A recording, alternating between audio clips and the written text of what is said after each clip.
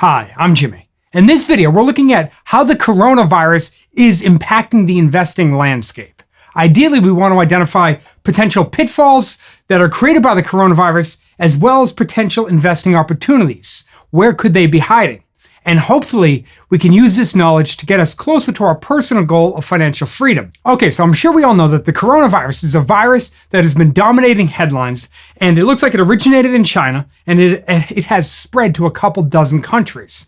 Now, I took this map straight from Bloomberg.com, and I know that it says right here that there were almost 1,400 deaths related to the coronavirus, but I believe that since then, we've now passed the 1,400 mark. Now, this data map is from yesterday morning, just so we're all on the same page. So in reaction to this rapidly spreading virus, China has shut down many businesses, and they're restricting the movements of many people within China, especially in the Wuhan region.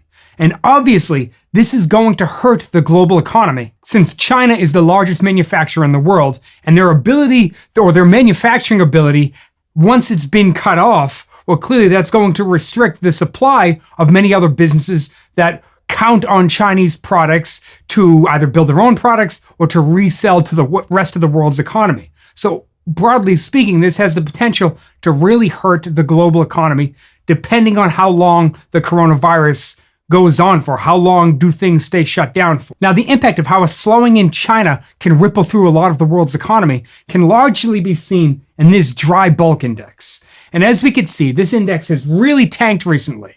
So what does this mean? Well, many investors look at this index to see if it's rising or falling, and they use that to try to predict the future growth of the economy. So this index tracks dry bulk shipping, which includes products like coal, iron ore, grains, and a bunch of other things along those lines. So in theory, if less of these commodities are being shipped, well, down the road at some point, there's likely to be a slower growth in the broader economy. Now, this index actually tracks the cost of shipping, and it's a blend of three other indexes. It tracks the cost from three different ship sizes. The largest is Capesize. This is the Capesize Index. And we could see that this index actually went negative for the first time at the end of January, and it remains negative today. This tells us that shipping companies are losing money with the Capesize ship. Now, the Capesize Index going negative isn't 100% related to the coronavirus, although that is playing a huge role in it. But in 2020, the International Maritime Organization implemented new rules that require cargo ships to use better fuel.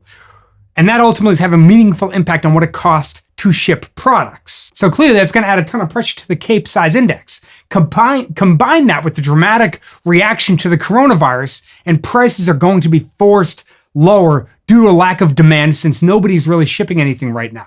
And once again, China's the largest manufacturer in the world, so if they even slow down shipping, well, you could end up with a negative Capesize Index. Now, if we're curious, they call this ship the Capesize ship because it is too big to fit through either the Panama Canal or the Suez Canal, and it's forced to go around either Cape Horn or the Cape of Good Hope, hence the name Capesize. The next piece of the broader dry bulk index is the Panamax index. Now, clearly, this ship size has also taken a hit in the wake of the coronavirus. And once again, they call this ship the Panamax ship because it's the largest sized ship allowed to pass through the Panama Canal. Okay, simple enough. Once again, they've taken a beating. Then the third and final ship size that's represented in the dry bulk index is the Supermax index. Now, the Supermax ship usually carries smaller sized products, but it goes onto more ports, and they have some advantages because it can do things that the other two ships are too big to do.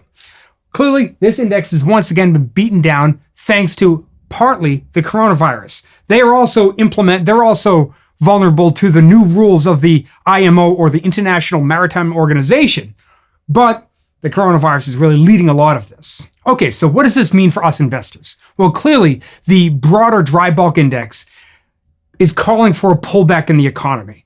And this has the potential to ripple through much of the world's major economies. Now, some companies are going to be more vulnerable in the short term than others. For example, Carnival Cruise is down about 16% year to date. Then United Airlines is also down about 10% year to date. Now, our question with companies like this, or really any company impacted by the coronavirus, which has clearly frozen a lot of production and severely restricted travel, well, the question is, do we think that this is temporary? And if we do, then perhaps the pullbacks in stocks like this really present us with an opportunity. Assuming that we like the companies, maybe this is the opportunity to buy it at the price we've been waiting for. A few other companies that have been hurt by this is Royal Caribbean. They're another cruise line similar to Carnival. Then they have Renault, Renault is a car manufacturer. They trade in France. They're down about 20% since all this started. Fiat Chrysler is almost down 10%. So clearly they're on the receiving end of products manufactured generally in China.